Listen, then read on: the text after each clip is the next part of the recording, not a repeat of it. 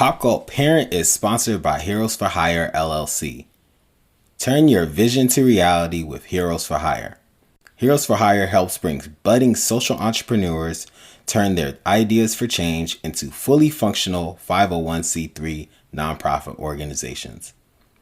Heroes for Hire has helped over 50 nonprofit organizations create their bylaws, apply for tax exemption, recruit board members, and more.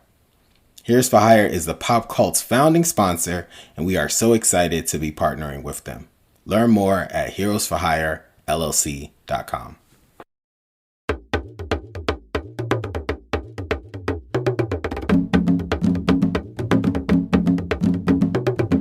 What up, Internet? This is Niels RY, aka The Homie. And I am so excited to bring you all on another journey, another bonus episode to talk about an amazing movie that just came out.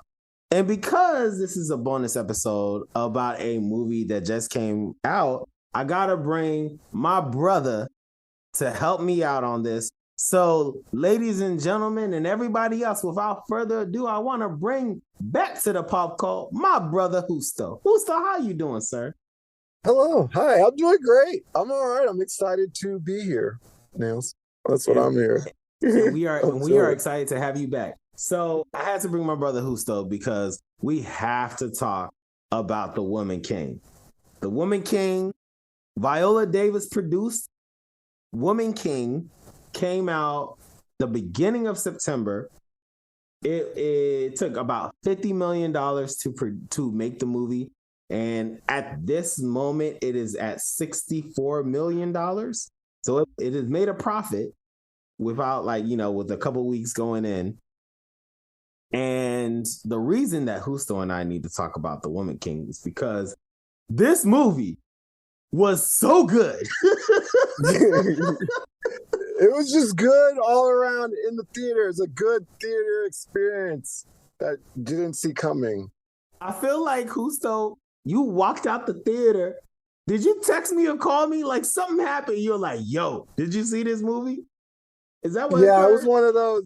I walked out with one of those like, oh, there's only one person I can call or talk to even like just to see if they saw it or heard or seen it or anything about it. So I called you and I was just like, did you see this movie? You're like, man, I already saw it last week. It was amazing. Amazing. I might see it again. And I'm like, oh man, I gotta trick my lady into watching this again. Because she didn't finish. I snuck away by myself and I saw it with a great crowd of older people, I will say, of a certain age. And I just felt the whole 2 hours just camaraderie. I'll say it for Justo. Justo was in a theater full of old grandmothers. Old Black grandmothers. Mm-hmm. I mean, watching The Woman King, that had to be a great experience. Well, I knew it was one of those where I felt so cocky when after the theater was over. I got up and I'm about to leave, and I felt so cocky to just look over at the person, like, that was amazing. And she was like, yes, it was. So I was just like, oh yes, like praise the Lord.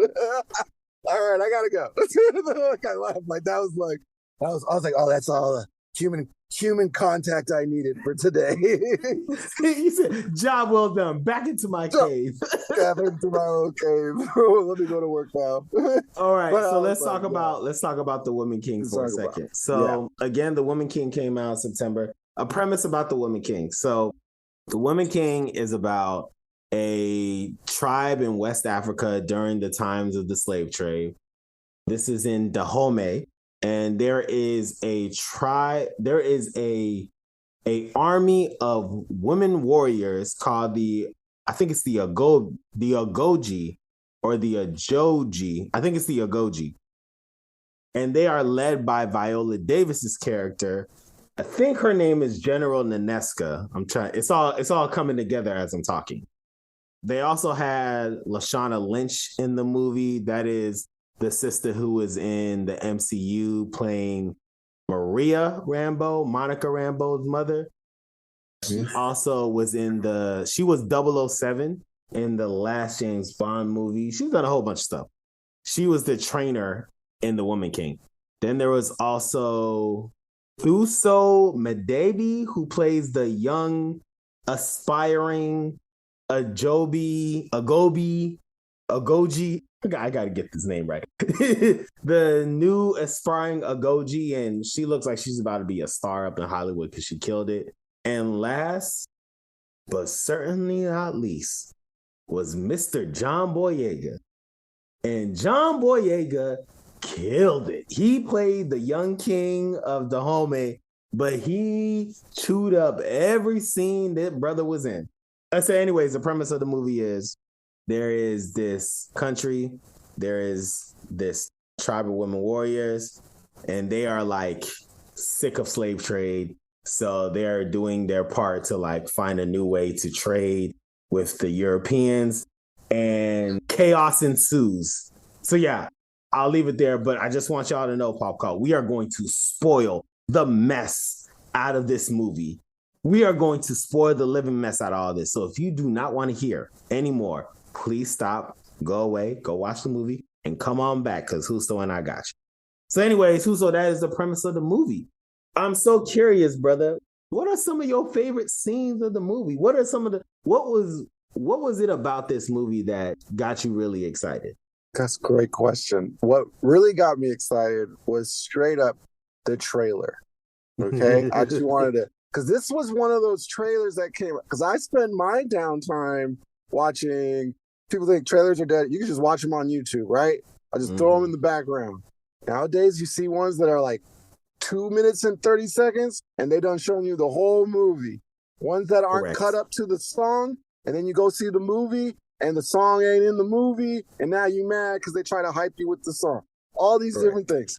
So I saw this trailer, and when I was just like, it was cut to the Power song, that Beyonce song, that just felt, that set the vibe of the whole movie. Like, oh, if you know this song, you know how powerful this song is. The song's called Power. And then they just amped it up. They added to that song. They showed you the good scenes, but not too much. It was under 2 minutes. I'm pretty sure it was one of those trailers that just showed you, and all you knew about in the trailer was, okay, Viola Davis, Woman King, kicking butt.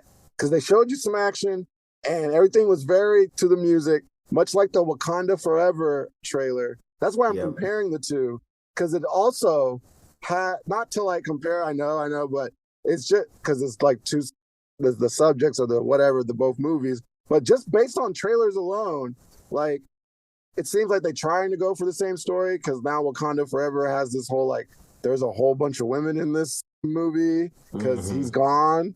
And then I'm like, well, there's a whole bunch of women in this thing, and they're called the Woman King, and they got Viola Davis. And it looks better. Well, it looked better. I think, look, the Woman King, the Woman King was great. And it gave me chills. I was like, I'm just gonna go. And that's all I needed to know. And I went inside and watched it. That was it. I didn't try to, like go out and research and spoil things for me or none of that online like you can do today. I didn't go down the rabbit hole of whatever negativity before you even get to the movie coming out. I just feel like that's all I needed. Touch on that. Trailer. And we'll touch on the negativity. But I will say, speaking of Wakanda Forever, I'm almost certain that the Dora Milaje is based off of the Agoji. Goodness gracious. I'm pretty sure they're based off the Agoji. So, like, there is some remnants of, like, seeing the Dora Milaje and seeing the Agoji that you can kind of do some type of comparison, because I'm almost certain that they're based off of them. But, okay, I'll say then what I was excited about going into the movie was exactly what you were excited about. I saw Viola Davis. I saw a bunch of sisters. I saw action, and I saw people looking like they're about to get got. And I said, say less. That is all I need. Sign me up. I am ready to go. So yeah, clearly we were there. Now, watching the movie, Justo, what were some of the things of the movie, like some of your favorite scenes when you were watching the movie? And again, we're spoiling, so feel free to dive in. Some of my favorite scenes, I mean, spoiling. Well, yeah, we're spoiling, brother. Go ahead. Opening scene. The opening scene starts with the action. Like, it's like This is what I was thinking. It's like they started with that. I keep comparing to these epic old movies like Braveheart, and because there's like epic period piece. But you know how like that big old action scene isn't until like maybe later in the middle of the movie? Get that. That starts right in the beginning of the movie. You don't know what's really going on, but then these ladies just come and appear from the ground, from the woods or the leaves from The nature, bush. the bushes, like Yeah. just secret ninjas, and they're gonna, I guess, save this town, but at the same time kill a bunch of people, and it just starts with a raid, and they start killing, and action starts. It's like, Yes. this is what I literally came here for, and they give it to you in the first 5 seconds of this movie. Yeah, And man.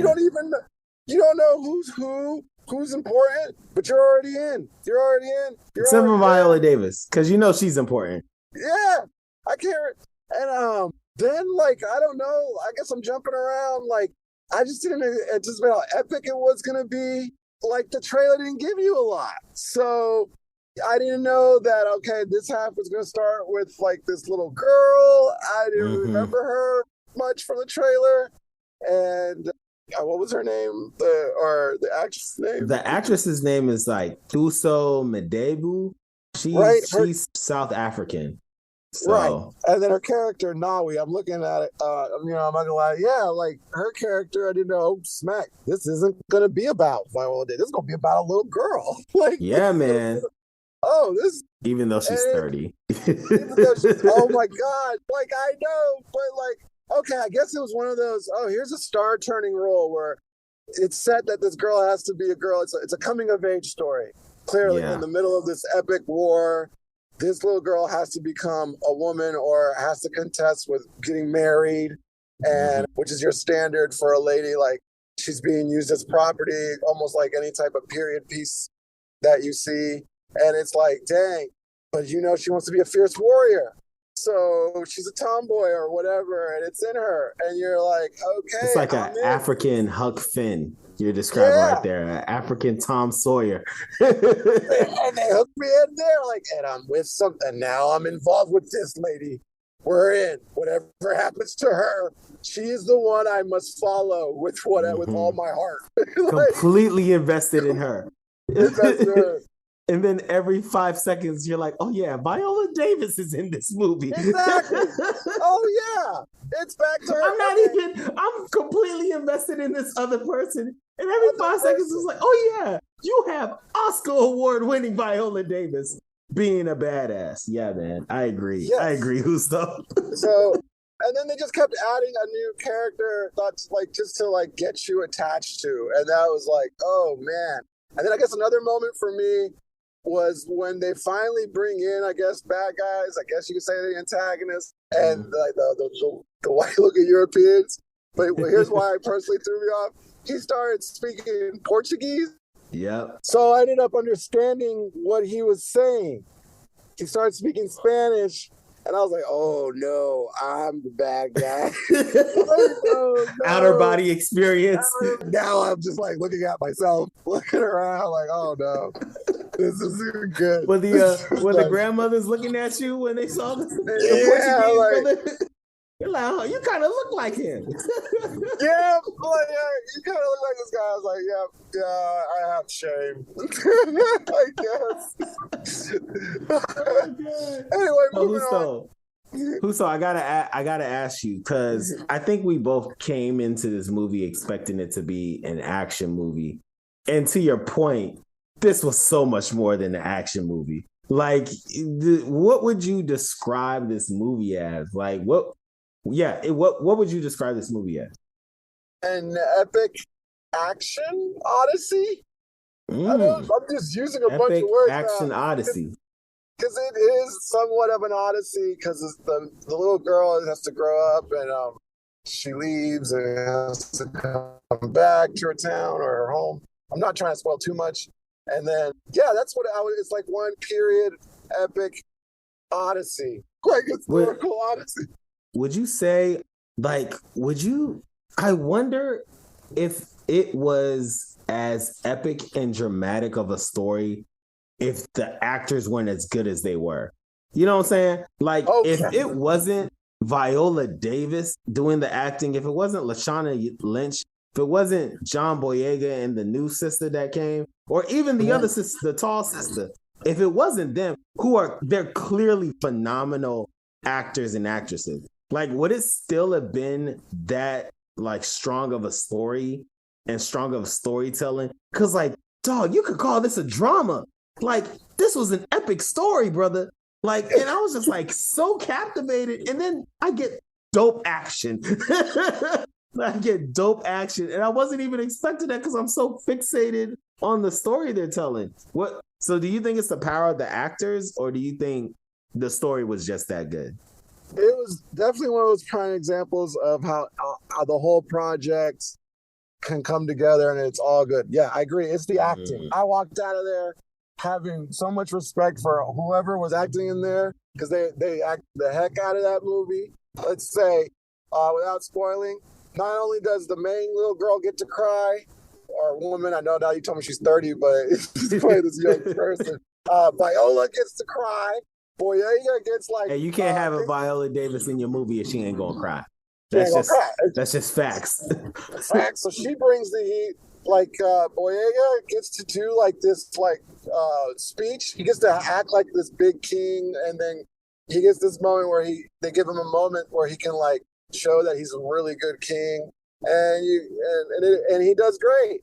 Now to get to the acting, like, okay, since you brought this up, this is what I bring you. This is what so it's great. It's perfect all around. But I wanted to bring up to you then, is there anyone you could have like a dream casting? Who would you see in the movie, like, or you would take out to replace with a different actor? I have one in my head, and I'm messing with you to see if we agree. What was the movie like? I guess the question, if you could, it's perfect as it is. But if there was an actor missing from the movie that you wish could have been in this movie, who would you got anyone in your mind? Because I got one in my mind, but what would you put? I've actually thought of this. But hold on, is there a character you're thinking about replacing? Because what character are you thinking about replacing? And I can think of the person that you want to replace them with. All right, Boyega, the king character. if for some reason couldn't you feel like maybe there was somebody else that could have been in that role that might have just would have been like, oh, this movie's now better. Besides Will Smith. Dang, that was a good answer. I didn't think besides, because like, okay, yeah. Besides Will Smith, then I guess I was gonna go with Idris Elba. Come on, brother. Idris would have killed it. See, that's what I'm saying. Idris would have killed it. Like, did they like? I walked out a moment. Was like, maybe they couldn't get Idris, and they're like, nah, so they had to go with the young guy because he's supposed to be a young king. Thank you for correcting me then. Because that's the whole premise. Like, yeah, that's the whole premise. Why is Idris Elba not in this movie? It was either gonna be John Boyega, Damson Idris, or Michael B. Jordan. And I'm fairly certain they used all their Michael B. Jordan money on Viola Davis. You can't have Viola Davis and Michael B. Jordan in the same movie. Yeah. The budget is not there for that. I'm like, Idris, you did a movie set in Africa where you get chased by a lion. And then there's this movie here that please believe. I feel like your agent got you on the wrong movie, man. Nah, look, so please believe this. If there is one thing I know for a fact, if the king was cast to be 45 up, Idris would have said, sign me up, brother. He would have said, sign me up. Idris has no problem working. He has no problem working. So he would have been absolutely fine taking that role. Idris would have killed that. In my head, I like, in another perfect universe, baby. So I say we got to talk about John Boyega. But before we talk about John Boyega, there's obviously some drama that comes with the movie. And part of the reason Justo and I were like, yo, we have to talk about this movie is because there has been some, in the internet, there's been some hate. We typically don't talk too much about the hate on the internet here at Pop Cult Parent, but I think because when you think about this movie, like it just comes up. So in the movie, the Dahomey were like a part of the slave trade. And that is true. In like real life, they were actually a part of the slave trade. But folks have like fixated on that aspect of their history and have specifically said like, we are not supporting this movie because it glamorizes a tribe of folks who are participating in slave trade. And like, I understand the concern, but like, this isn't a biopic. This is a movie that took elements of stuff from real life and made an original story. Like this story, this did not happen. You know what I'm saying? This is like an original story that took aspects of different things that happen in real life. And like, that's number one. And number two, I don't know how many movies there are where it's a action, adventure, epic movie, and all the biggest badasses in the movie are Black women. Like it is, what set it off? Is that the last time, Justo? Yeah, that's what I agree. It's just based on that, and that's how it was promoted. And it was promoted on in the trailer. Like you, that's what you saw. Forget about all that. Just go watch it based on like, hey, when was the last time you had a movie like this where it was an action movie with all Black women based in Africa, and Justo, it was great. It was great. It was great. You know what I'm saying? So like, I kind of dismiss the drama. To get on the history, you can just say, no, we don't look to these movies to like be completely accurate. But if it's good enough to make you want to go home and then start looking things up and try to go on your own journey to teach yourself, then I think it's did its job. Like, exactly. And I think it's just done what it was meant to try to do, which is to inspire. Because who knew about the Dahomes before this movie? Nah, I mean, I don't know, but now it's on the top of my Google search. You know what I mean? Like, now I'm looking it up. I'm West African. I didn't know what the Dahomes were till this movie, and I'm from there, and I didn't know it. So it's like it's awesome. I mean, you need a little fantasy in these historical epic pieces because, like, if you go straight for history, then it's boring sometimes. Nobody wants it. It's a little fantasy. And the only other movie that came out this year that comes to mind is that everyone likes, but I heard about, is Triple R. If you go and watch Triple R. Yep. I've seen like the first 10 minutes of it, and I'm like, this is my kind of movie. I watched the whole thing, and then my lady told me, those characters are real people in history, and like some of this kind of happened, but not really, like kind of like what happened in this movie where they took the characters. You know what I mean? Okay, if any of that happened in real life, if this man ran into a crowd of angry natives and maliciously beat them all up and pulled one person out, if that happened in real life, then damn it, we need to retell how we teach history in school, because I want to see that. That's what I don't care about. George Washington crossing the ice cold bridge. I want to hear about the guy who took over and beat up 100 people by himself with just a bat. That's the stories I want to hear in school. Oh, man. There needs to be one of them George Washington movies where George Washington's whipping ass for like 20 minutes or something. I don't know. Who cares? I don't care. I guess that's the type of movies that's the type of history movies we need these days, because either way, all the history is it could all be faulty. Who knows? It's all a matter of opinion, I guess. Well, so whatever you learn. So there's, you know what I mean? Yeah. So there's drama around the movie, but like clearly Justo and I are supportive of this movie and think everybody should watch it. Now, back to John Boyega. Yeah. So Justo, as someone who I just want to present, if like the internet didn't exist, maybe there wouldn't be this drama. I'm just saying. Yeah. Like if a movie came out years ago where the internet wasn't around, people wouldn't have the time to look for it. They would just go see it and do it for themselves. You know what I mean? So go check it out. Like you wouldn't let the internet stop you from Braveheart. So I knew you were gonna figure out a way to mention Braveheart at some point in this episode. It's up there. It is up there. Okay. Now it's in the top 3. People ask you, what are the epic? Braveheart, Gladiator, Woman King. Go watch those. Those are the best experience of epic things in the movies. I didn't even watch. I don't even think I was too young to watch Braveheart, and I think I saw Gladiator on a big screen TV, and I felt I was. No, So you're this, I right. I went to would the put theater. this. I will put I this was up like, there with wow, Gladiator. I yes, definitely would put this up there with Gladiator. that's what I'm Wow, saying. Respect that's how to it. good it This is was. dope. That's And how you know good it what? was. It still wasn't the best movie that came out this year.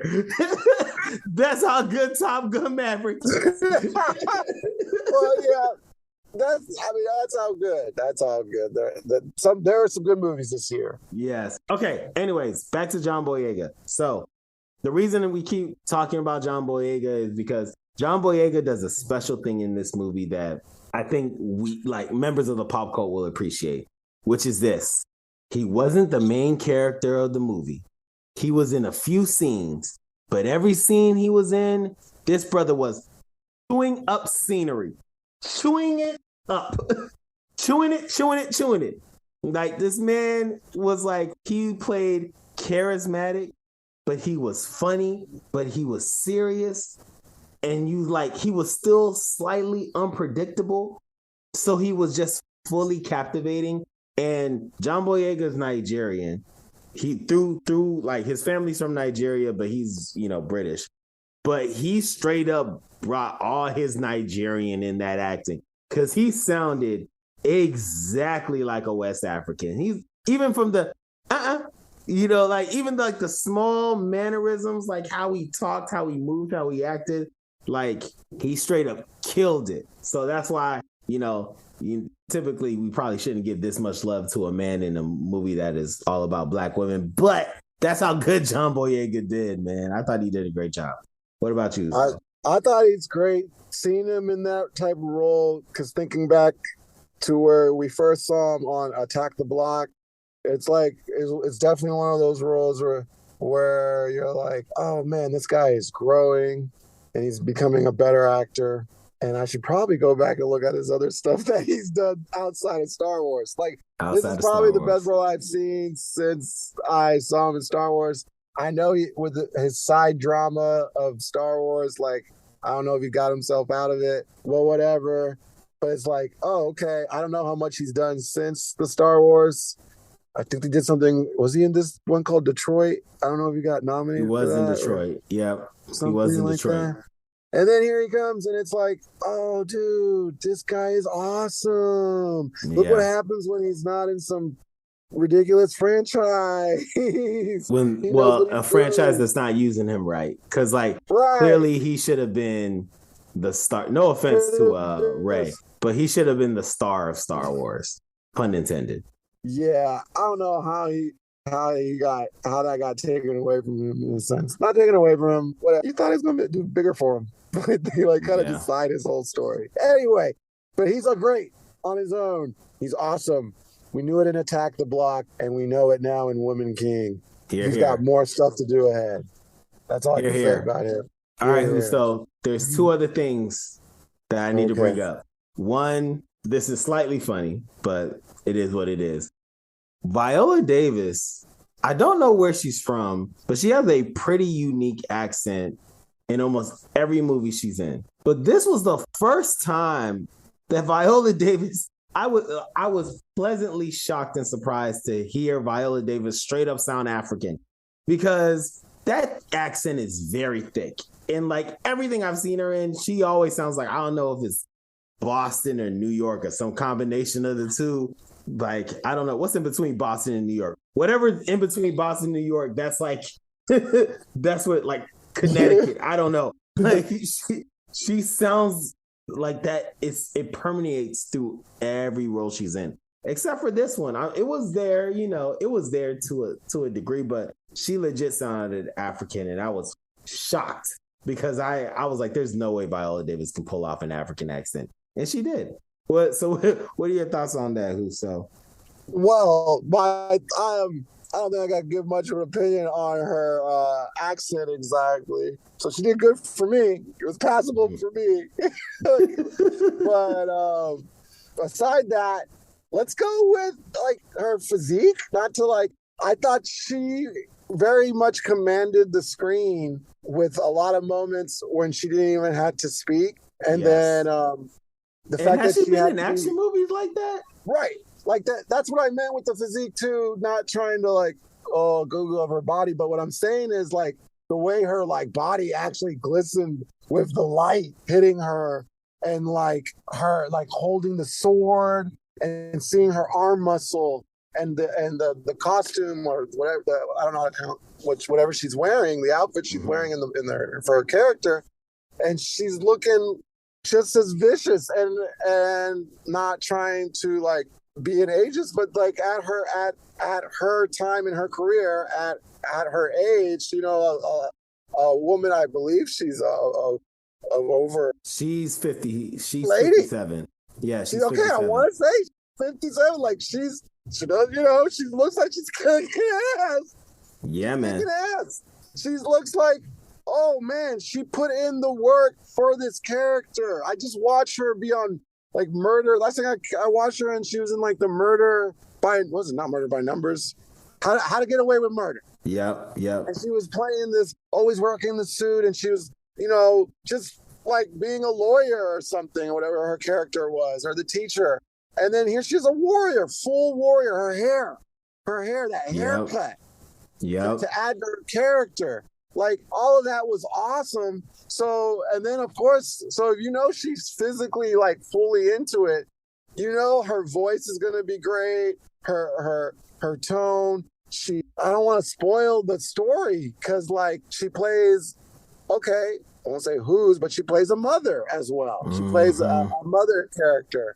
I won't say whose, but I mean, she had to bring that to the table at some point. So after an hour of watching her be this strong warrior at some point in the whole movie, and then to see her to become vulnerable because she's a mom, she did a great job. She just like pulls it off. And you get into it, feel for her. And you're like, dang, this lady, yeah, she's playing a mom, a warrior. Didn't Russell Crowe win an award for Gladiator? Yeah.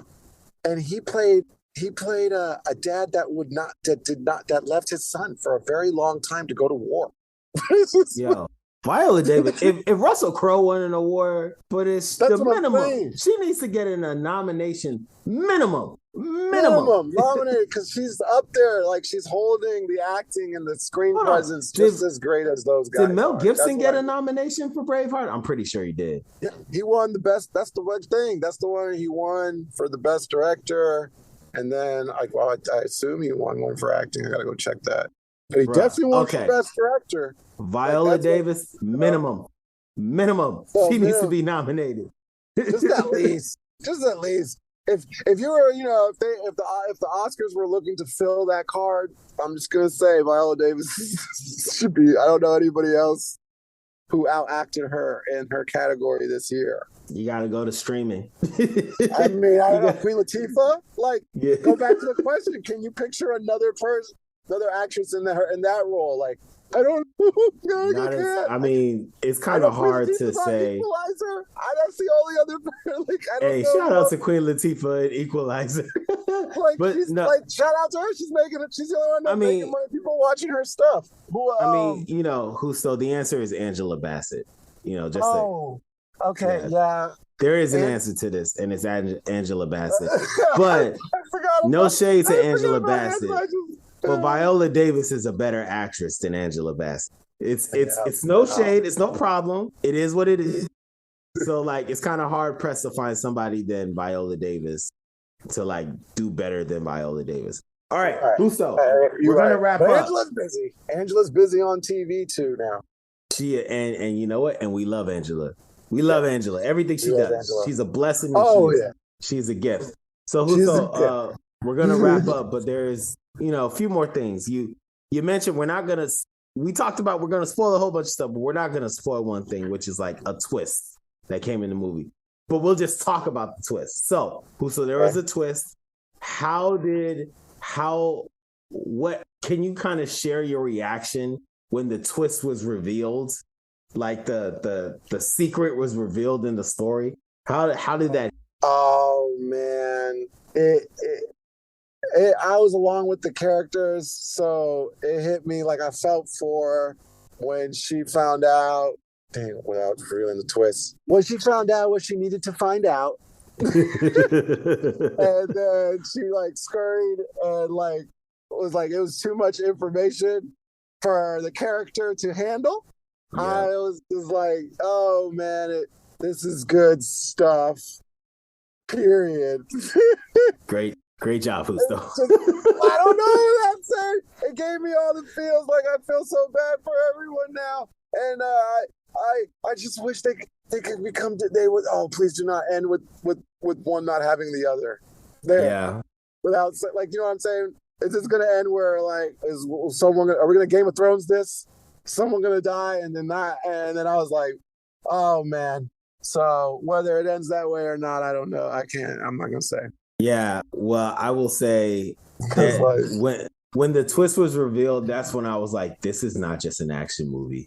I was like, oh no, this is an epic movie. Like, this is way more than just an action movie. I was like, man, I did not come into this movie expecting to do some mental gymnastics. And they sure enough got me. They got me. So, all right, Justo, any last words about The Woman King? Go see Woman King.